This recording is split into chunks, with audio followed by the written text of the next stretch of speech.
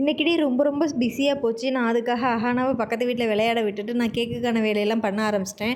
நான் first birthday cake order எடுத்து வச்சிருந்தேன். அதுக்கு கூடவே எனக்கு இன்னும் 2 ரசமலாய் கேக்கு ஈவினிங்கே எனக்கு டெலிவரி பண்ணிருங்க சிஸ்டர் அப்படின்னு ஒரு சிஸ்டர் கால் பண்ணி சொன்னாங்க. என்னடா பண்ணுறது? சரி வர்ற ஆர்டர்லாம் நம்ம விடக்கூடாது. நம்மளோட ரெகுலர் கஸ்டமர் வேறன்னு உடனே நான் ரசமலாய் பண்ணி ரெடி பண்ணி ஊற வச்சு எடுத்துக்கிட்டேன். அதுக்கப்புறம் நம்ம ரசமலாய் கேக்குக்கு தேவையான ஸ்பாஞ்ச் 2ம் எடுத்து வச்சுக்கிட்டேன். நல்லா புஜுக்குன்னு இருக்குது.